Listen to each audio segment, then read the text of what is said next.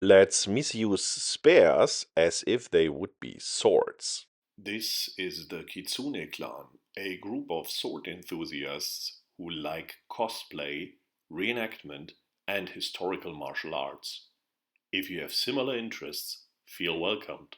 So what is this about? Think with me. Let's imagine a guy using swords and being proficient with it, by accident landing up with a spear in his hands and not having a clue what to do with it. We've looked a bit at spear fighting, and there are different ways of spear fighting, like spear fighting in formation. Link in the description box is different from spear fighting with a single spear. But now my idea was, hey, if I'm a sword guy and I have to have a spear, can I not simply pretend my spear is a sword? Yeah, I know it's large, but we have large swords. We have the Montante, the Zweihänder, and the Nodachi, just to name some examples, and they're in the same length. So let's try this out, and that's what we did here. We simply gripped the spear as if it would be a Nodachi, and now what would be some of the typical moves? Of course, we could use, for example, our deflections like the Meisterheue, and that's what we're trying to do here. We can simply deflect an incoming attack from angle 1 with a Schielhau. Then the forces will add up, tipping our spear over, which means we end in something like a Hangetort situation or Kasumi no Kamai. And then we simply take this energy, rotate the weapon around our head, and do a type of Zwerchhau. This is very swordy, and it seems to basically work. If it's working in this direction, we should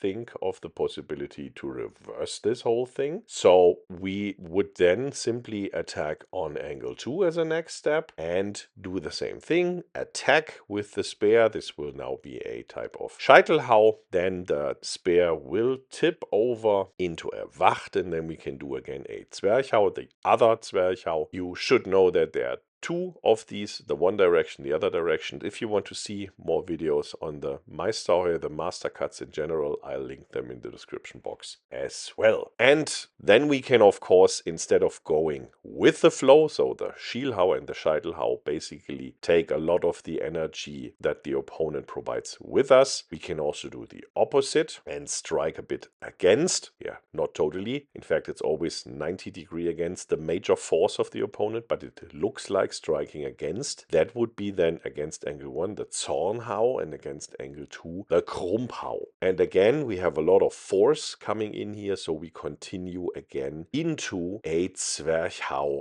afterwards. And then, just to add some more options, we can of course also do an Unterhau. So again, 90 degrees against the incoming force, but from behind, so to say, the attack. In German fencing, we have these concepts of vor, indes und nach. So before, during, and after. And this is a bit of after, and it looks very dangerous, but it works pretty well also with the spear. So that is easy. If you now think about it, if you have your spear in this hold and you attack another person that would, for example, have a sword and not a spear, I think this would be quite frightening, and it would work, and it might not make use of all the options of the spear has, but I think it's much better than nothing, and this could be a very simple solution if you as a sword person end up with a spear. Of course, we can make it look a bit more speary or a bit more sticky or staffy, or however you want to call that. We can simply change the grip. So we can place our hands at the third position, so 1/3 of the spear should be free, then 1/3 of the spear between the hands, and the other one again freely standing out. And in this position we can basically do the same actions as we just did. The distance is now different. We are closer to the opponent, so we are not making use of the full length of the spear concerning the strikes, but we gain a second strike, so to say. If we look at the Schielhau, we do the Schielhau, and then while tipping over, the butt of the spear, the unarmed end, comes to the front and strikes, in fact, either to the head or strikes away the spear of the opponent, and then the blade comes after. So this is one of the arguments using quarterstaffs and other weapons not at the end, but more in the middle. You can see these differences in a lot of Chinese martial arts and Japanese martial arts, on Okinawan martial arts. In Okinawan martial arts, we often have the bo, the long staff. By the way, bow is not equivalent to staff. We will have a video on this terminology at a certain point. While, for example, in Wing Chun, you grab the long stick at the end. These are two different tactics, and both work. And if you think about it now, if you are a sword person, you are usually not used to have a long thing standing out at the butt of your weapon. This can be tricky in this way, but this could be a really simple entrance for you into staff, stick, and spear. If you start out with your master cuts and similar actions by grabbing the spear on the end and performing them until they work out for you, and then you slide down. And now you have the new obstacle with this outstanding end that is somehow in the way, but it also gives you additional options. And you can see the actions are not different to what we did before with the long end,